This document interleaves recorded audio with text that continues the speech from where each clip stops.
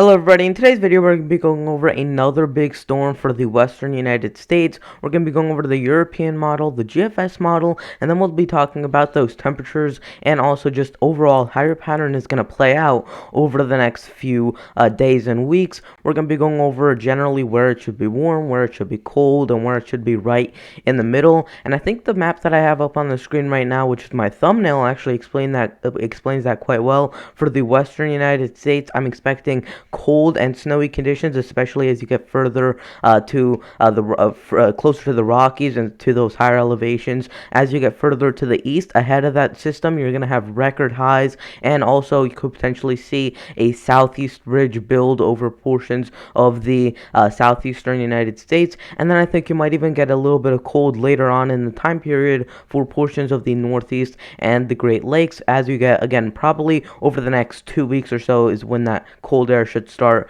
to arrive in. So here is the current National Weather Service page on what it's showing. We have a little bit of red flag warnings in effect for parts of eastern Colorado. We have winter weather advisories for northern California, as well as winter storm watches for northern Montana, all from that system. And don't be surprised if up and down the west coast we start to see those winter weather advisories and winter storm warnings start to go up. We see high wind watches in effect in that darker brown. In the lighter brown, I believe those are high wind warnings in effect for northern Montana, and wind advisories a little bit further to the east of there. So let's start talking about what the GFS is showing. Then we'll look at the European model and what it's showing. So ahead of the system, and that system is up over portions of southwestern British Columbia, western Washington State. We have a big high which is helping to bring down some cold air ahead of this. So this is setting up the pattern for some of that colder air, and that's also allowing some of that record warm air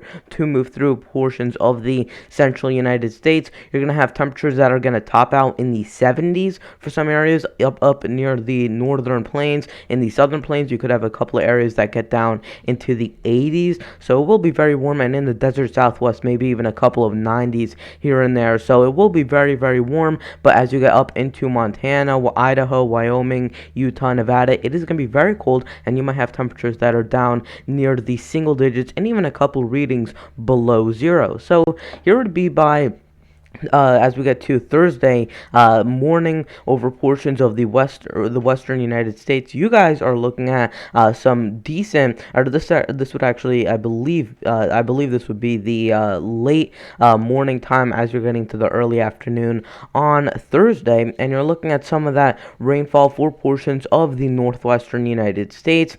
Then as we get to the late evening hours on Thursdays, this would be right around 10 p.m. Pacific time on Thursday, November 5th, and we're looking at some of that rainfall. We have a low pressure system that is kind of merging. You have the first one that's splitting off from this bigger low pressure system. You have this one which is also splitting off. They're going to kind of rotate around each other, so you're going to see a little bit of a dance with these two low pressure systems. Eventually they'll dip further to the south, and then they'll go back up to the north. Eventually they'll move out into Canada, and that'll definitely leave the way for a trough to set into the western United States, and that trough will eventually move out to the east. Now, here to be by Friday morning, I believe this would be right around 10 in the morning Pacific time, and we're looking at that low pressure over Nevada. Over to the west of that and to the north of that, you're looking at some rain and snow depending on your elevation. Then as we get to right around 10 p.m.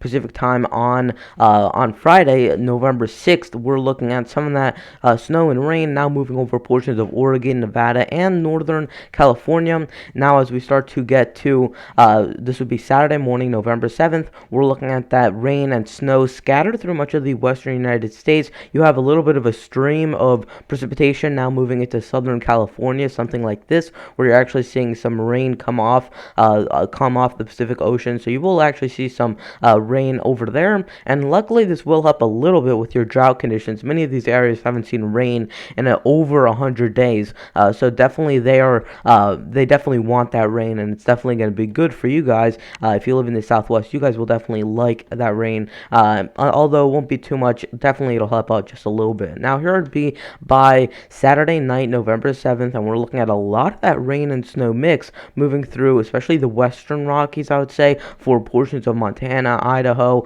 as we get back into the Cascades and portions of Oregon and Washington and California. That's where you're getting most of your snowfall. You're starting to see another system impact the West Coast, and that's going to be a system that could potentially move into the Midwest. We'll talk about that more next week. Then, as we get to Sunday morning, November 8th, we're looking at a lot of very gusty winds as well as some snowfall for portions of Montana. Some of these areas could pick up over 2 feet of snowfall, and then it starts to really get out of here as we get to right around Monday morning. It should be all said and done with. Don't be mistaken. This is another system this is gonna be the system that kind of rides up into the Midwest, and we'll talk about that as we get closer to the system, probably in the next day or two. So here would be the European model. And then we're going to talk about your snowfall and then those drought conditions. And while we're going over this system, we'll also be able to talk about where that warm and cold air will set up after this. Now, here would be by tonight. This is probably the evening hours of tonight on the West Coast. We're looking at some of that rainfall moving into the Northwest.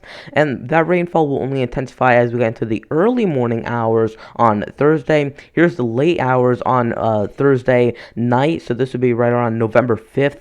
Thursday, tomorrow, we're looking at some of that rain now moving into portions of the Northwest, and that system is finally dipping out of Canada, and again, it'll move further to the south and east, and then it'll push further to the north and east, and eventually it should head out into Canada. It will set the way for a little bit of ridging ahead of there. Eventually, as it moves out of Canada, there is a trough behind there, so you will actually be able to get that trough to dip in to the central United States, and the big question is, how far east does that get before it breaks apart? So we'll have to see how much cold air you can actually squeeze out over portions of the East Coast, although it does seem that you might get some ridging throughout these regions. So that's definitely something I'm keeping my eye on. Here would be by Friday morning on the West Coast, November 6th. We're looking at some of that rain snow mix for the West Coast. Then as we get further on Friday, so Friday evening, we're looking at most of that rain snow mix inland over interior portions of Nevada, California, and Oregon. That rain further to the coast. And then as we continue this forward, here will be by Saturday morning. And we're looking at some of that snowfall for, again, parts of northern Nevada, California, and southern Oregon there, as well as a little bit from Montana and Idaho. Then as we get to Sunday, actually Saturday night, and the European model is a little bit further west than what the GFS model is showing. So that's the big discrepancy here. So, for example, eastern Montana, by this point, would be seeing snowfall according to the GFS, and they're seeing rainfall according to the European model. So that's the big difference, although there aren't really too many differences. Mainly the higher elevations are going to get snowfall, the lower elevations will not. And you can probably tell that there will be some warmer temperatures. Look at where that 32-degree line is, and this would be a Friday night. So many of these areas, especially over the northern plains, are now averaging temperatures that are at least in the 30s. So you would expect that 32-degree line to be pushed a little bit further to the south. If you're not aware, this is your 32-degree line, that red line up in southern Canada. And the fact that it's not, although we don't have the temperature contours put up on the screen, you can tell that there would be some very warm air ahead of this system, and eventually those winds will shift out of the north, and you'll actually get into some of that colder air probably as we get closer to Wednesday or Thursday. That's when that cold air should set in. Here would be by Sunday morning, November 8th, and we're looking at a lot of that snowfall for the interior mountainous west. We're looking at some of that snowfall, especially for portions of southwestern Canada, northern Montana, that general area, seeing a lot of snowfall by that point. Then as we get to Sunday night, and as we're getting into Monday morning, that heavy snowfall is moving through portions of southern Saskatchewan, southern Alberta, western Manitoba, and northeastern Montana, northwestern North Dakota. According to this model, your low pressure system is right here. You have ice precipitation ahead of it, snow behind it, and you have rain and potentially thunderstorms in some areas in front of that as well. So here to be by Monday morning, we're starting to see actually Ada come up the coast, and that's actually going to help bring up some more tropical air, so it will start to warm up over these regions. Meanwhile, you're seeing that cold air dip down into the central United States. So while Ada is moving through, this cold front is gonna push it out, and it's gonna end up having to go out to the east because you'll see this big cold front arrive into the central U.S., and that won't leave any room for Ada to move this way. It'll luckily have to go out to shore, and luckily it looks like it'll stay off the shore. It won't impact anywhere really except for Florida, where it might make a brief landfall. And then as we get to Tuesday morning, or Monday night, Tuesday morning, we're starting to get all said and done with this. So here's the snowfall totals. If you're wondering, the European model is currently on your screen, and we're looking at generally some areas getting closer to 18 inches, and even some pockets of 20 plus inch amounts in the mountains and over parts of the hillier regions of the western United States. We're looking at some 6 plus inch amounts anywhere in that purple or pink, and you see that just scattered throughout parts of the western United States. And you can tell even in some of those valley regions, especially in Nevada, Utah, even northern Arizona, northwestern New Mexico, parts of Colorado, Wyoming, Montana, Washington, Oregon. Even in some of those valley areas, you're not seeing all rain. It's gonna maybe switch over to snowfall in some of those regions. So that's something that we have to keep our eye on. Here's what the GFS model shows. Fairly similar, but if we go back and forth, you can tell that there are some heavier pockets for the GFS model. It's a little bit outperforming the system. I think the GFS model is going a little bit too robust with this storm, so I would dial down those snowfall totals just a little bit. And then just to show you, here's the drought monitor, and luckily some of these areas that are going to be seeing some rainfall over portions of the western United States are definitely in need of that rainfall. They are under an exceptional drought, extreme drought for many areas. In the darker red, that's the exceptional drought, and that's where you haven't seen rainfall in some areas, in some cases over 120 days in some areas. So that's over 4 months with no rainfall, and that's definitely a big problem.